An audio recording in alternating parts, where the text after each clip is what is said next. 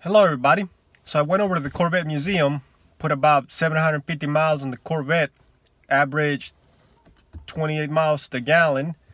So that's pretty good for this car.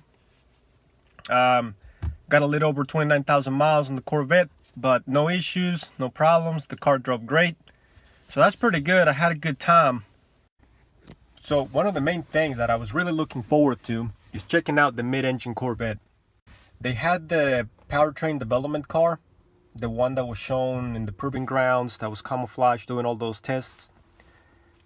The car was coned in, so I couldn't really get too close to it, but I still got to get a good visual on the outside. I really like the design, the performance, and it's also great how it's got all that storage space in the front, in the back, and so it's just an incredible car. I couldn't believe that they were able to build such a car for $60,000.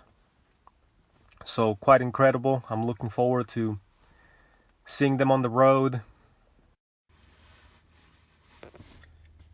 So that's where this tour starts, with the first generation. And the first cars had an inline six engine from 1953 to 1954. So the V8 didn't come out till 1955. So only 300 of the 1953s were made, and they were all white. So pretty much handmade for the first model year.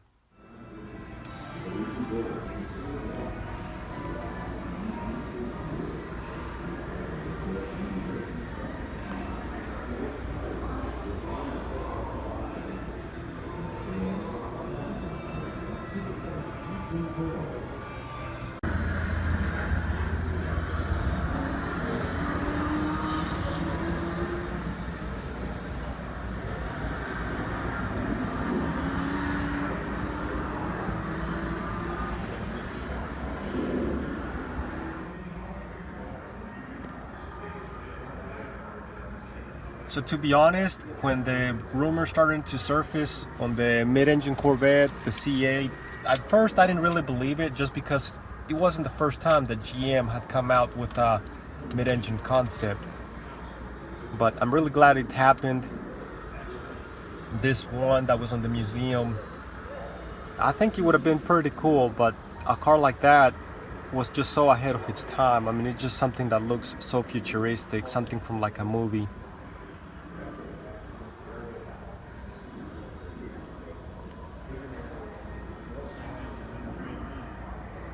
So when you see the regular Corvette tires and the C06 side by side, it's just so impressive how massive the C06 tires are.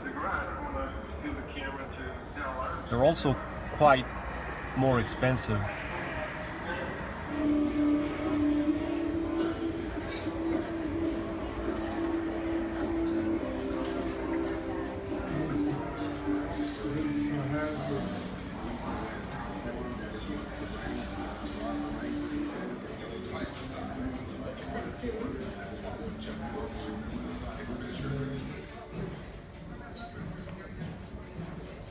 So there was a sinkhole in the Corvette museum. The ground just collapsed, and unfortunately 8 cars fell down into the hole.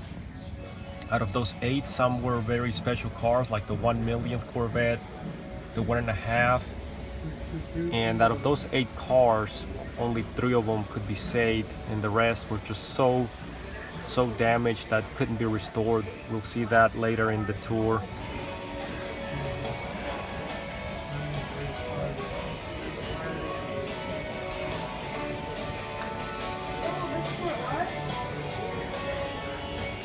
Oh yeah.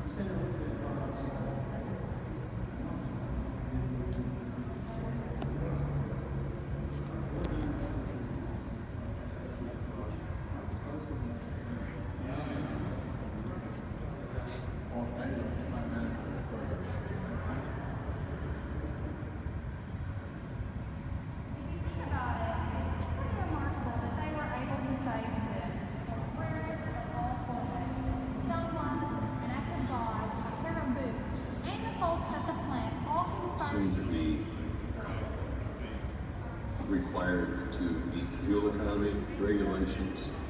And honestly, General Motors did not have the technology to do that stuff very well yet.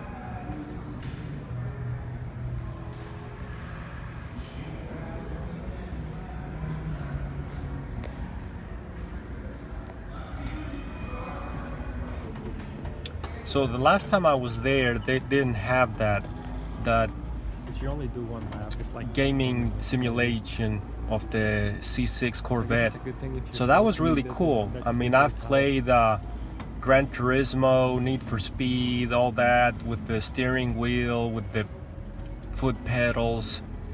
But that C6 Corvette is essentially the controller.